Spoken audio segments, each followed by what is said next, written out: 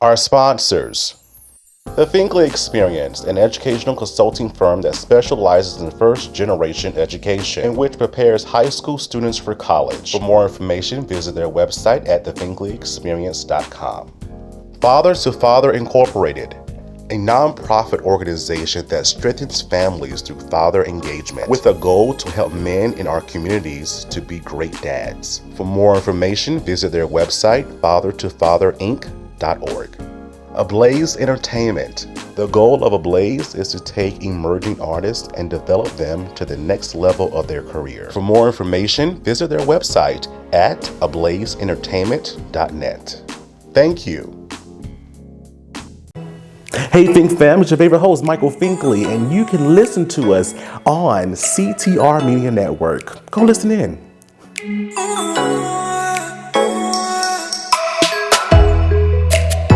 It's finally here. My brand new single, Biggest Dream Come True. Now available on all streaming platforms. Hey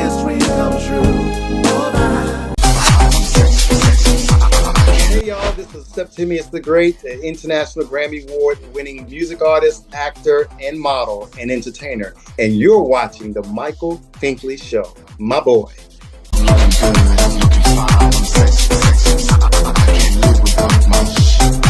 On the next Michael Finkley, from Tyler Perry's Have and Have Nots, actor Patrick Faucette is with us. And from the motion picture Million to One, actor Michael J Patterson. Next Finkley. There's a new familiar face this time. Say hello to the new daytime. See it everywhere you go. New and the greatest show. It's no other than the Michael Finkley Show. There is no other. He's like no other. I'm so glad that someone resonates with me. From celebrate with me.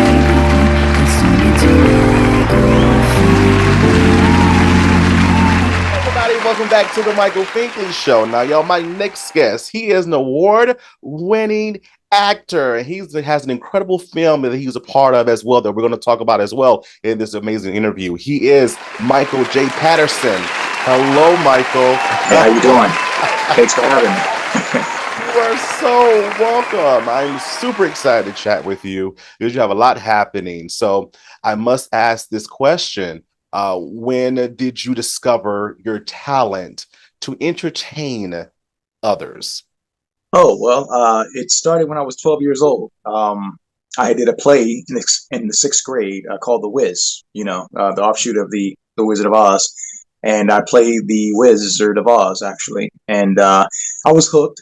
I wanted to be an actor ever since. I was extremely nervous when I had performance day, but I got such a rave of applause, and I was like, hey, I'm good at this. And so, ever since then, through high school, college, my 20s, went to Hollywood, failed miserably. It was a good thing. And then I, did a lot of theater as well. I have a theatrical background. And so I did that, and I worked IT. I'm an IT engineer, was my day job before I was a full-time actor. And a guy told me, he was like, hey, I want you to go back. I'm like, you sure? I mean, I'm in my 30s. And he said, yeah. And ever since then, it just became really great for me, especially during the pandemic, believe it or not. I hear that a lot from actors and actresses. A lot of them say this is the most I've ever worked. Yeah. Right, was during the pandemic. I guess it was. How was it for you? What made it so easier for you? It wasn't easier. It was just more auditions, more. Gotcha. They wanted to look for other guys and girls to fill in roles, and they said I was pretty good in this film, and I did that film for them, and they were like, hey, then the networking happened, and they was like, I want to put you in this film, and I want to put you into this pilot, this series, blah blah blah, and I was working a lot.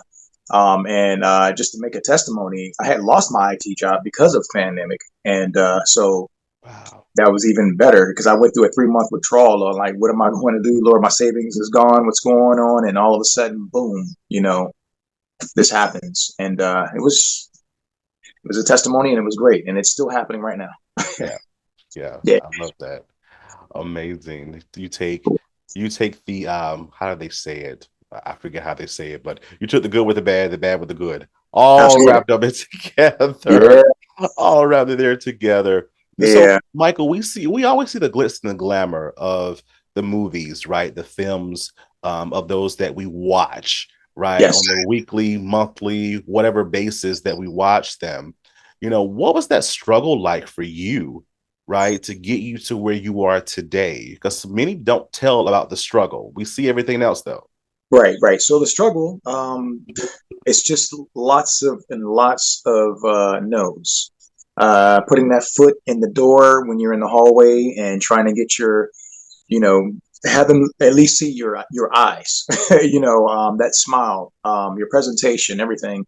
Um, but I've been going through this since I was in my 20s. Like I said, and in my 20s, I failed miserably. I took a couple of wrong directions because I was young, I was eager, and I learned my lessons. But after that, got older, took classes, lots of classes. That's your networking aspect right there, taking classes.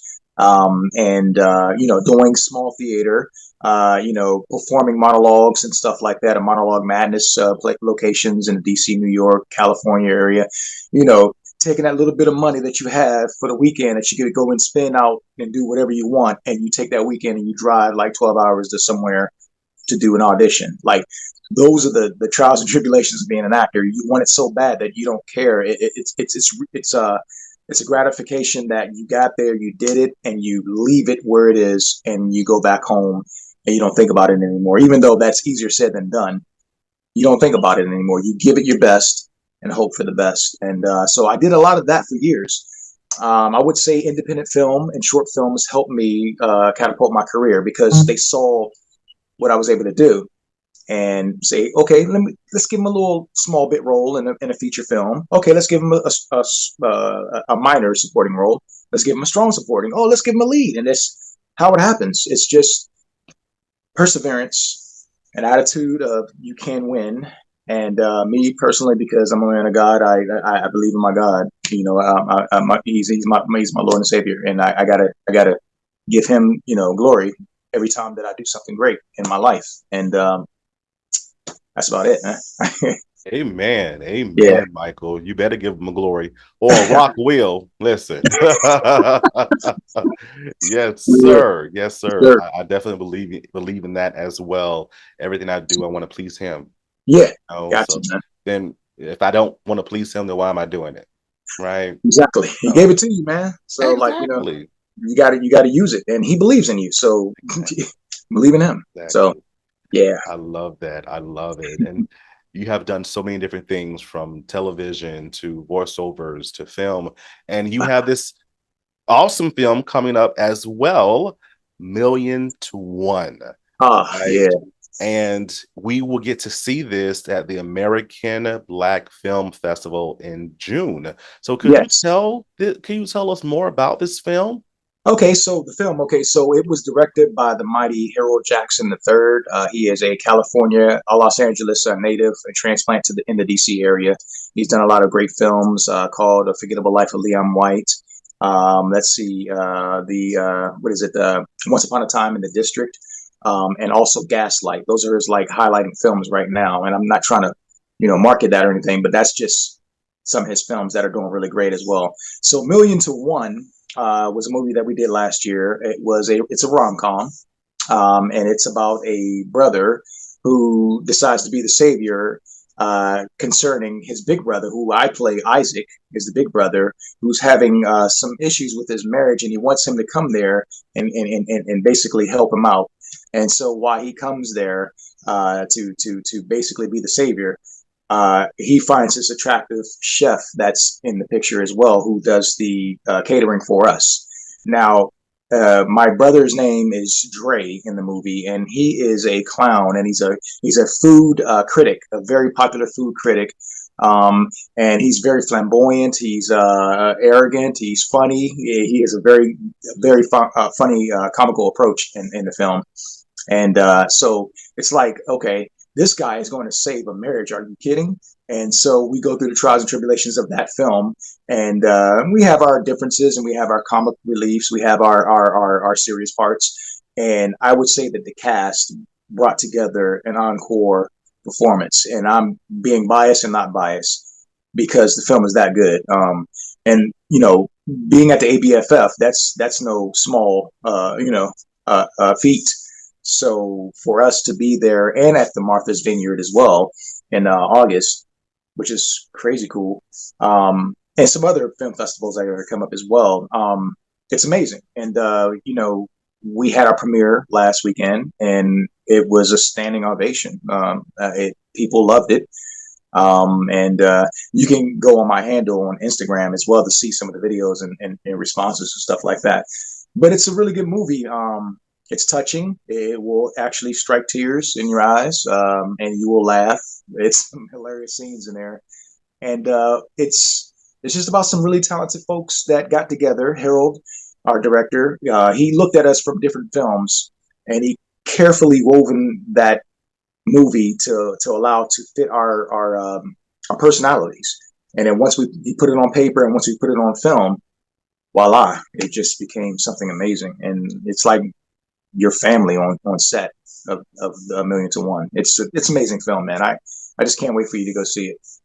That is amazing. Yeah. I love that. I love that. I love the storyline behind it as well.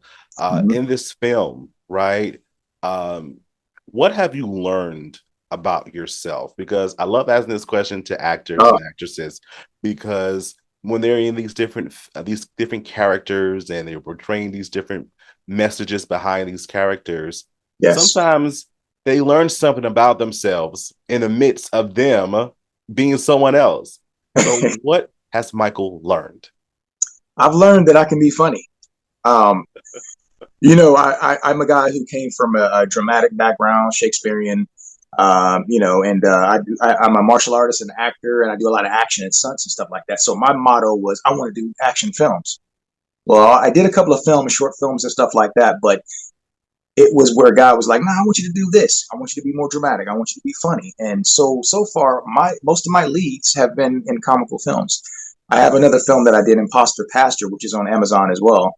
I'm a comic lead in that, and I'm also a strong supporting in Heaven Sent, and which is on Amazon as well. And I'm a comic, you know, strong supporting / lead. So I've learned that you don't limit yourself.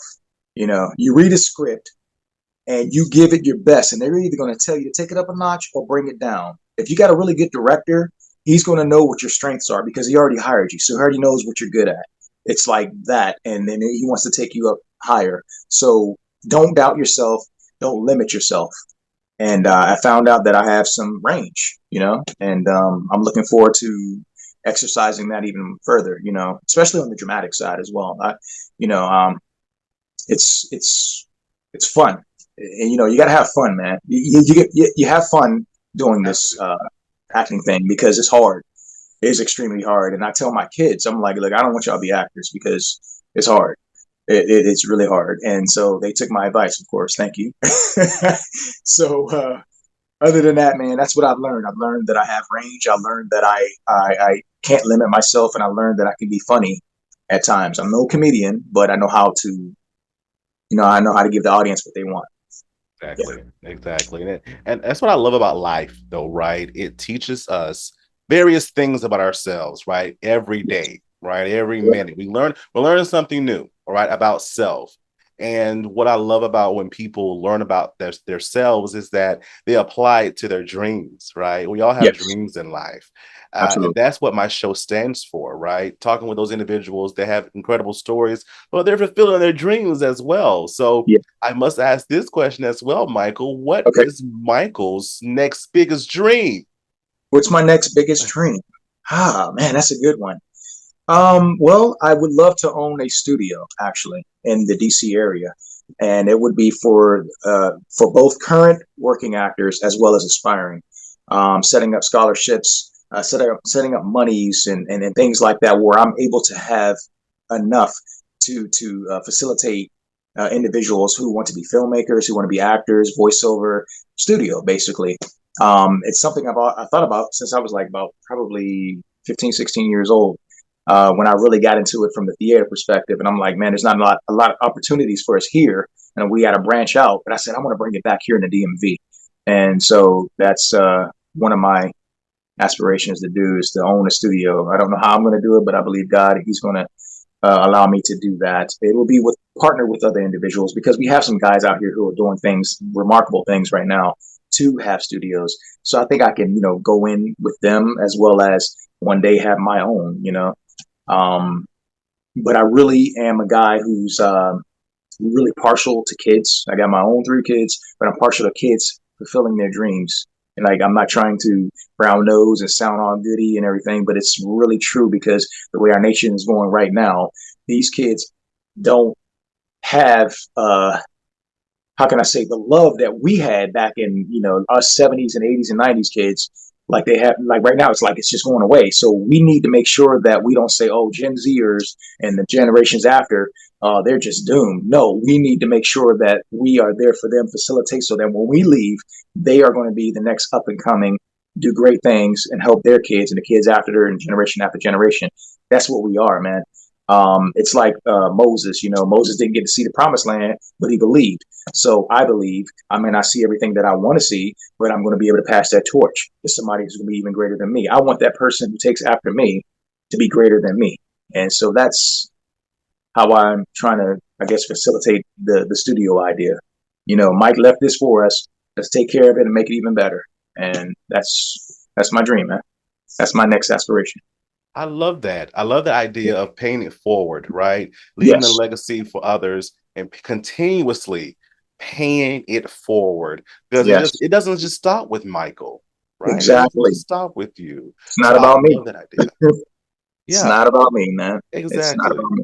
Exactly. Oh my gosh, why can't people realize that? Why can't people realize that? Our world be such a better place, and we put self aside, right? Yes. Self aside, all the egos, all the ideas, and be servants like we're made to be for one another. So that's another conversation, Michael, but that is another conversation. Looking forward to having that one day, man. Yes, sir. Definitely. How can the Fink fam follow you on social media once more? Oh, yeah. So you can follow me on Instagram at actor_Michael J Patterson. That's again, actor_Michael J Patterson. And then, of course, Facebook, it's Michael J Patterson. You'll see my big head, and you'll notice me. And then, of course, on Twitter, believe it or not, I have Twitter and have a lot of followers, believe it or not. It's Visionary, and that's VIZZIONARY04. And you can follow me on that as well. And just Google me, and just look at some of the stuff that I'm doing. It's amazing, man. It's an amazing experience and a journey. And I think that it's going to get even better. And I'm going to give the glory and honor to God. And I'm going to reach down and bring several hundred people with me. You know what I'm saying? And make them better than me, So Exactly.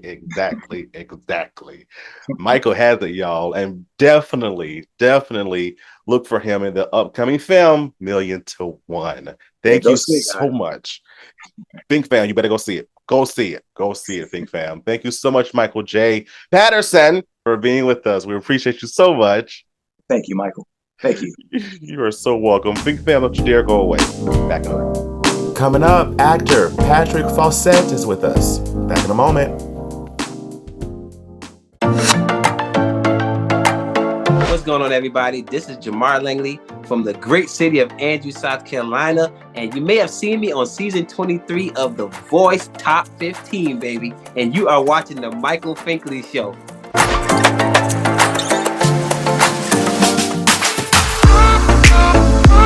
For the season finale of The Michael Finkley Show, clinical psychologist, actress, model, talk show host, Dr. Malika Clary is with us. She chats with us why mental health is so important in 2023, future plans, and so much more. It's a discussion you don't want to miss, Fink fam. Next, Finkley.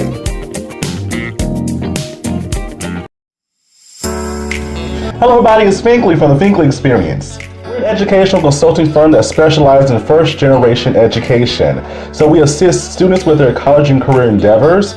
We train school administrators on the state of first-generation students. And also, we partner with colleges and universities to assist their first-generation population for easy transition from high school to college. So if you're looking for a presenter or speaker that presents on these topics and so much more, visit our website at thefinkleyexperience.com and learn about all that we do. We're looking forward to working with you. Don't go away. We'll be right back.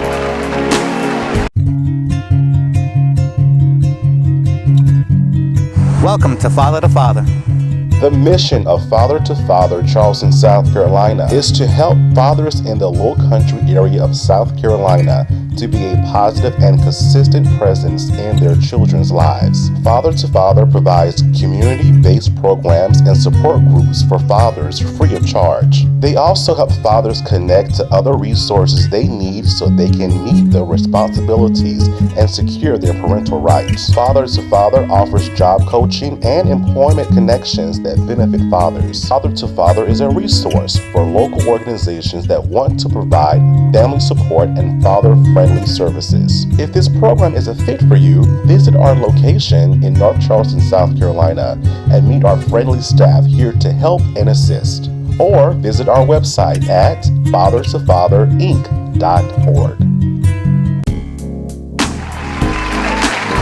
Everybody, welcome back to the Michael Finkley Show. Now, y'all, my next guest. Now, you may remember him as Tony from Tyler Perry's The Have and Have Nots, but also Hot in Cleveland, 90210, and so many other things. He's always busy, but also doing other things as well. But we're going to talk about that too. Of course, I'm talking about Patrick Faucette. How are you? I'm good. You got me with the Faucette. I told you I was going to do it. Because I always remembered one of my advisors in college, they said, your name is your brand. So I always try to pronounce my guest's name as they want me to pronounce it, because I dare not want to be the one to destroy your brand. Yeah, you don't want to destroy the brand. I don't want to do that. I don't want to do that. Well, we appreciate you so much for talking with us for these few moments. And so let's just dive right on in, shall we? Growing up in New Jersey, and how did growing up there prepare you for the life that we see today in 2023? Well, growing up in Jersey, my mom has a master's in music, and she was a music teacher. So we all had to take piano, and if you didn't like piano, you had to take something else. So I went through pretty much all the instruments until I found the bass guitar. So, as a kid, I played the bass in a whole bunch of bands, R&B band, gospel band, rock band. So I was, that kind of started that flavor of performing and being in front of people. And so, that started me off in the entertainment industry. Gotcha. And with that exposure, right? I love the way that your life is in phases. So you started off entertainment with the music, you went to college and did something else, and then you ended up in something else as well. So let's talk about that next venture in life, from music to medicine. You went to Boston University and became a physical therapist. Now, how did that happen? Well, it just, I don't know. I got to Boston University on a football scholarship because I also played football. And when I was, sitting in there with the coaches, filling out my applications, they were on my football visit. They were asking me what I wanted to major in, and I had no idea. I said, what's good at this school? And they were like, oh, we got a good physical therapy program, got a good business program. I'm like, physical therapy, what's that? He's like, like sports medicine. I'm like, oh, that sounds good. I'm in sports. And then I had good grades in high school, so I ended up getting into the program, and that's how I got into physical therapy, and it did interest me. It was something, as a football player, you have every injury that you can imagine. So, it worked hand in hand. I could heal myself while I was learning all the physical therapy stuff. Gotcha. Gotcha. And then the next travel of your life, right? You graduate, you move to the West Coast with some people, persons that you went to school with. You all move together, and then you end up on the West Coast and you begin to act. How did that door open for you? Well, I got to San Francisco. I moved from Boston to San Francisco because of an ex-girlfriend of mine who lived in Oakland. Mm-hmm. So a bunch of friends that I knew from Boston University, a bunch of girls that were in the acting program, one of which was from San Francisco. She had a big house up in Potrero Hill, and she had to rent out some rooms. So since I was moving there, I was like, "Hey, you got any extra rooms?" And she was like, "Yeah, I got one more room." So I moved out to San Francisco, and it was me and 4 girls, which was, you would think it would be fun, but it wasn't. Old Patrick. But anyway, they were all actresses. Gotcha. And, they used to do all these plays, and I would go check out their plays and their little scenes, things that they would do up in San Francisco. They did a lot of theater. And one of the plays that they were putting on, one of the guys dropped out, and they were like, "Oh, we need you to play this part." And I'm like, "Well, I'm not really an actor." It was like, "Oh no, it's an easy part. Just learn these lines." And I was like, "Okay." So I did it. I wasn't. I got on stage and did the play, and it was fun. It was a charge. And then I kind of got the bug in San Francisco and started taking acting classes and started doing theater and started doing the next play. And then, that kind of turned into getting an agent and starting doing commercials up there in San Francisco and modeling. And then eventually moving to LA for the next chapter. For the next chapter, it is continuous, right? It is continuous. So what would you say when it comes down to acting? What's the biggest break for you? Because you've been in so much. We've seen you in so many different things, sitcoms, and different things that you do so well in. So what would you say was that big aha, I got it moment? Yeah, it would have to be when playing Tony on The Haves and the Have-Nots, which I went down, I got a last minute audition for this part for Tony. And I had to work that day. I went to work and I'm studying. I didn't do any work doing physical therapy. I was studying my lines, trying to get it down because I had to go meet the casting director, Kim Coleman, and audition for this part. So left work, shot over to Kim Coleman's, and one of those things where the lines just stuck in my head and it just kind of flowed out. Like, wow, how did that happen? It was just like I knew the character, I knew what he wanted to do, and I felt it, and I just did the audition, and I felt real good. So I left there. That was like a Thursday. Friday, I get a call and say they loved you. They want you to come. They gave you the part. No callback, no nothing. I'm going to Atlanta. And I'm like, oh, okay. So that next week, boom, flew to Atlanta on Monday. Then we were shooting on Tuesday. And when we were shooting our first scene, me and Crystal Fox, she played the other part, my baby mama, Benny's mom. So we were shooting that first scene when Benny brings me into the scene. And originally I was supposed to be just a love interest from church for Crystal Fox.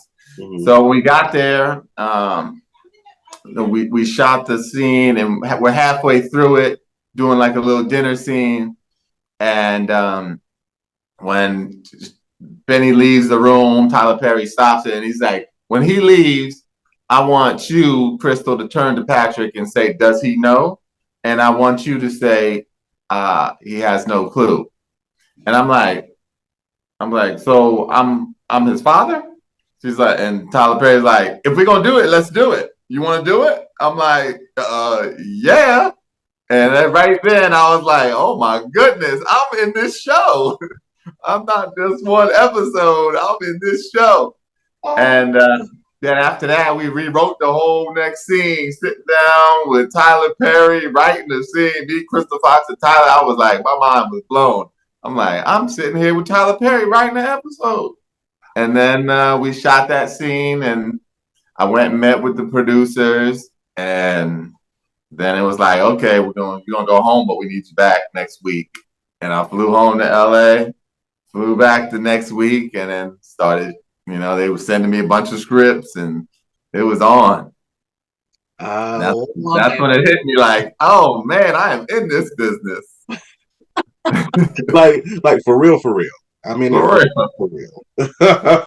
Wow, what a journey, right? What a journey! Man. It's amazing when our dreams come true, definitely, and we're living in that dream. Did you realize in the moment that, oh my gosh, I'm really, really in it? Did it really hit you, or did it hit you later? It pretty much hit me when I was sitting down with Tyler Perry. We was talking about the scenes and stuff. And then it hit me again when I got back to LA. Like, woo, wait, what happened out there? How did that happen? And then I went back, and then it was like, bam, bam, bam. We was in business. Gotcha. So, and what I love about your story as well, Patrick, is that not only do you act, but you still are in the field of being a physical therapist as well. What would you tell others? Because so many people are trying to go their 9 to 5 to pursue this, which that's great for them. But what would you say to the individual that are trying to do both, like you? Well, I mean, when people want to ditch that 9 to 5 and say there's no plan B, I'm going to just do this. That if that works for them, that works for them. Mm-hmm. For me, when I first started my acting in San Francisco, and I moved to LA, and I said to myself, my girl, I left this girl in San Francisco, came to LA, and I'm like, I can't get married, I can't get serious until I make it. And then I realized, I did a little episode here, do a commercial there, and then I'm like, okay, that's not gonna work, because how long before I can, you never know. So I'm like, okay, I'm gonna do what I want to do and do my acting. So I met my wife, who I met in San Francisco, and got married, and then was still working, doing a little bit here, but still working in physical therapy because I gotta survive. I can't be living in a little studio in Hollywood and be married, and then I have a kid come in, and it's like, okay, now I gotta move into a big place. So my physical therapy was like, okay, I'm a physical therapist. I don't need to struggle and stuff. And when I would book stuff, I'd get off, and it seemed to work until I booked the have and have nots. And then I got fired from a couple of jobs because I was gone for a month, and I come back for a month, and then they call me, want me back down to Atlanta. I'd be gone for a month, so they were like, "Nah, yo, we can't do that." Mm-hmm. So I was like, "That's fine." But then when I came back after the season was over, as a physical therapist, you're highly employable. So boom, got another job. Started working somewhere else, and then when I book stuff, they seem to understand. It's kind of exciting for them as well. And then finally, I had started my own business to where I have my own office, my own patients. When I have to go shoot, I hire a therapist, comes in, takes over for me, and while I'm away, and then when I come back, I jump right back into it. Gotcha. I'm so glad we're having this conversation, Patrick, because even for myself, I thought that I had to have one or the other, right? I thought that I had to have my show and then give up the world of education that I've been in for the past 12 years, getting my graduate degrees and all that kind of good stuff. I thought I had to give all that up to do this, but in confirmation of your story, it's like you can have it all, literally. Yeah. Yeah, you can definitely have get that all. Cake and eat it. Don't let it sit there. Eat that cake. Oh, thank you for that. Like I just had like an aha moment. Thank you for that. What is something that you are still learning about yourself? You've done a lot, you've accomplished a lot, professionally, with your family, in other aspects I know. But what is that something that you're still learning about Patrick? Well, I'm starting to realize that I can handle a lot of stuff. Like I can, when all that pandemic hit and then all the auditions were on, self tapes and I wasn't working and then bam, we start working again, everything starts getting busy. Then I start my own business. I got that, and that's like a, 50, 60 hour a week thing in your, where it's all consuming. You got billing, you got insurances, you got all this stuff. And then you'll book some acting stuff, and then you got to audition, and then so many things on your plate. And then I started to realize, okay, I can handle this. Mm-hmm. And in the past, I might have been all stressed out and like, oh my God, how am I going to do this? But now I'm starting to, feel that like, okay, I can handle this. This is I got this. I'm gonna do this. I'm gonna do that. I can do it. You got this. You got this. You definitely do. And you do it so well, sir. You do it so well. Definitely. Definitely. In previous seasons of the Michael Finkley Show, we always talk about dreams. I even made a song about dreams. And it's actually our theme song. And I'm a strong advocate for a person's pursuing their dreams and living in their dreams. And I heard this from Oprah. She said that now that you've accomplished your dream, now you have to dream a bigger dream. Patrick, what is your next biggest dream? My next biggest dream is to be like Denzel. Do some movies, do an action movie, mow down some people, save the world like Will Smith. Like, do some big blockbuster movies and save the world. That's my dream. Okay. The big dream. And this is the thing, though, because my best friend always says that our words are listening, right? So because you said it, it has to happen. All right. Let it happen. So when it happens, remember us. Remember us. Right here. Yeah, the Michael Finkley Show. Yeah, right here, over here. I love it. What are you working on now? Right now, I've been auditioning. I shot another episode of Bosch Legacy, which is a spinoff of the old Bosch show. It just got renewed for a third season. I did episodes in the first season. They called me back. I did some in the second season. And I'm hoping, they bring me back again for the third season. And I met the creator and the writers, and they were like, anytime we got a cop involved shooting, you're the lawyer. So I'm like, okay, Curtis Bozeman. Rear curtain rolls. Come on. Let's go. Let's get it going. Yeah, get me back on TV. There you go. On a regular basis. On a regular basis. But don't you dare forget your day job.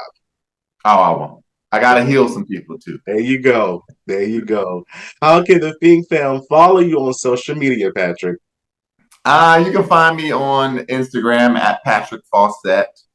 You can Faucette, Faucette. And you can find me on Twitter at Patrick Faucette, Facebook at Patrick Faucette Actor, and also at Patrick Faucette. So, okay. Yeah. You heard it here, Fink fam, and all your information is in the description below as well. Thank you so much, Patrick, for being with us, being who you are in this industry, and just enlightening so many individuals on both sides, your professional arena as a physical therapist, but also as an actor. Thank you so much. Thank you. Thank you. You're welcome. Fink fam, don't go away. Back in a moment. I hear it's a narrow way and few. Hi, I'm Alma. Hi, and I'm Raquel, and we are the Fisher Girls, and you're watching the Michael Finkley Show. to be in your glory, to stand in your glory. CTR Media Network is now accepting new podcasters to join our growing network that's reaching 350 million global listeners. Have you heard? CTR Media Network offers podcast production, podcast training, distribution, and product placement. Book us for your next event or schedule an interview with CTR Media Network podcasters today. To learn more, go to ctrmedianetwork.com. Hi, this is Esther Blanche, formerly from All My Children, and you are watching the Michael Finkley Show.